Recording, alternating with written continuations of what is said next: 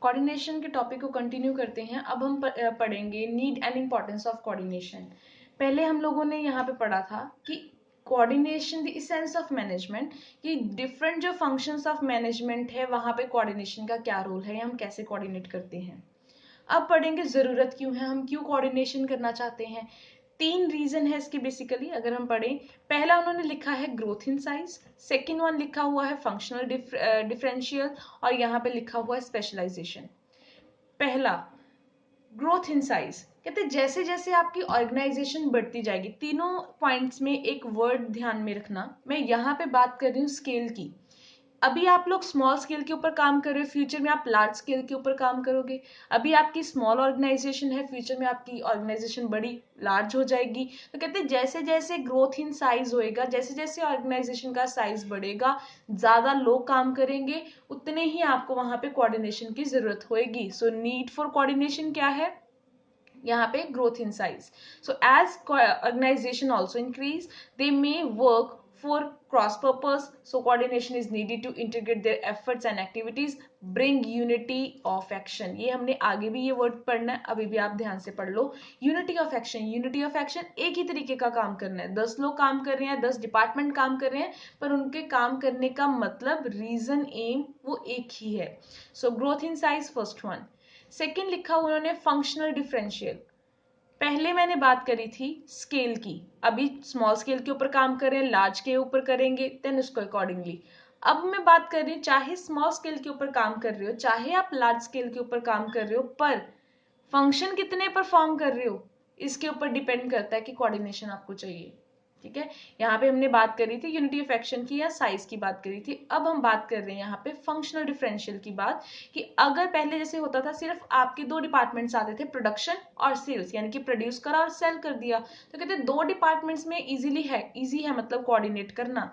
अब यहाँ पे production, finance, marketing and human resources, अब इसमें परचेज डिपार्टमेंट ऐड नहीं करा हुआ, तो मतलब पहले परचेज करेंगे, देन प्रोड्यूस करेंगे, पैसा भी चाहिए, फिर मार्केटिंग करेंगे, लोगों के साथ डील करना है। जितने फंक्शंस एक ऑर्गेनाइजेशन ज्यादा परफॉर्म करेगी, उतना ही उनको कोऑर्डिनेशन क्या चाहिए, ज्यादा चाहिए, जितने मतलब डिपार्टमेंट ज्यादा हो जाएंगी, क्योंकि हर डिपार्टमेंट के अपने ऑब्जेक्टिव हैं। फॉर एग्जाम्पल, परचेज वालों का ऑब्जेक्टिव है अभी ज्यादा परचेज करनी है पर कम प्राइस के ऊपर करनी है, प्रोडक्शन वालों का है ज्यादा प्रोडक्शन करनी है, फाइनेंस वालों को कम रेट ऑफ इंटरेस्ट देना है, मार्केटिंग वालों को सेल्स बढ़ानी है। तो हर किसी का ऑब्जेक्टिव क्या है, अलग है। सो ऑब्जेक्टिव हर कहते हैं, हर डिपार्टमेंट के अपने ऑब्जेक्टिव, पॉलिसीज मतलब रूल्स वगैरह, अपनी स्ट्रेटेजीज हैं। सो कहते हैं उनके बीच में कंफ्लिक्ट अराइज हो सकते हैं, प्रॉब्लम अराइज हो सकती है, उसको रिमूव करने के लिए आपको क्या चाहिए, कोऑर्डिनेशन। लास्ट वन, पहले हमने बात करी थी साइज की, अब हमने बात करी डिपार्टमेंट्स की, अब हम पढ़ेंगे स्पेशलाइजेशन।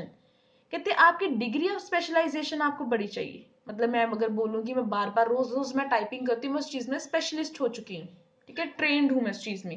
तो कहते हैं अब यहाँ पे क्या है, arising out of the complexities of the modern technology. तो कहते हैं सबसे पहले 2 रीजन से ये प्रॉब्लम राइज हो रही है, एक तो मॉडर्न टेक्नोलॉजी की वजह से, और दूसरा लिखा हुआ है diversity of task. Technology bar bar change हो रही है, ज्यादा ज्यादा एंड्रॉइड वर्जन आ रहे हैं, किसी भी तरीके से मशीनरी चेंज हो रही है। सो वहां पे भी कहते हैं आप लोग को बार बार अपनी ट्रेनिंग देनी पड़ेगी। एंड देन उसके बाद है डाइवर्सिटी ऑफ टास्क, जितने ज्यादा नंबर ऑफ, देखो एक ही डिपार्टमेंट में कितना ज्यादा काम करते हैं हम लोग, तो जितने आपकी वैरायटी ऑफ टास्क ज्यादा परफॉर्म करोगे तब भी आप लोगों को प्रॉब्लम आएगी। तो इसी में भी क्या होनी चाहिए, कोऑर्डिनेशन हमें जरूरी है। तो ये 3 रीजन, इंपॉर्टेंस और नीड ऑफ ऑर्गेनाइजेशन कोऑर्डिनेशन क्या थी, साइज, उसके फंक्शंस और स्पेशलाइजेशन। अब हम पढ़ेंगे लास्ट टॉपिक है जो कोऑर्डिनेशन का, वो है नेचर ऑफ कोऑर्डिनेशन। सिंपल से है सारे, कोऑर्डिनेशन इंटीग्रेटेड ग्रुप एफर्ट। तो कहते हैं कोऑर्डिनेट, अब पहले हमने पढ़ा था जरूरत क्या है, अब हम पढ़ रहे हैं कि कोऑर्डिनेशन में क्या क्या चीजें आती हैं। कोऑर्डिनेशन का मतलब ग्रुप एफर्ट्स को हमने इंटीग्रेट करना है, ताकि it gives the common focus to group effort to ensure the desire performance, की जो हम परफॉर्म करना चाहते हैं वो परफॉर्म कर लें, या हम जो अचीव करना चाहते हैं वो अचीव कर लें। वो तभी पॉसिबल है अगर हम सब एक तरीके से ग्रुप में काम करेंगे। नेक्स्ट वन लिखा हुआ है उन्होंने, इंश्योर यूनिटी ऑफ एक्शन, मैंने तब भी आपको समझाया था, यूनिटी सेम एक्शन करना है। सो उन्होंने लिखा है the purpose of coordination is to secure unity of action among interdependent activities और departments of an organisation. Interdependent activities कौन सी हैं? ये वाली, परचेज करा तभी प्रोड्यूस होएगा, तभी आगे जाके मार्केटिंग करोगे तभी ये आगे आगे काम करेगा। मतलब हर एक्टिविटीज, या मैं प्लानिंग की बात करूँ, प्लानिंग होएगी तो ऑर्गेनाइजिंग होएगी, तब स्टाफिंग होएगी। तो ये चीजें क्या है? इंटरडिपेंडेंट जो है एक्टिविटीज हैं।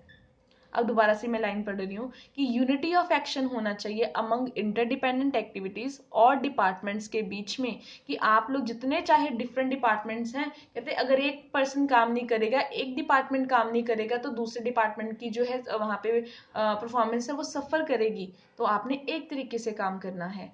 Coordination is a continuous process, ये हमने हर चीज में पढ़ा है। प्लानिंग की बात करें, कंट्रोलिंग की बात करें, या हम स्टाफिंग की बात करें, तो कहते हैं वो कंटिन्यूस है।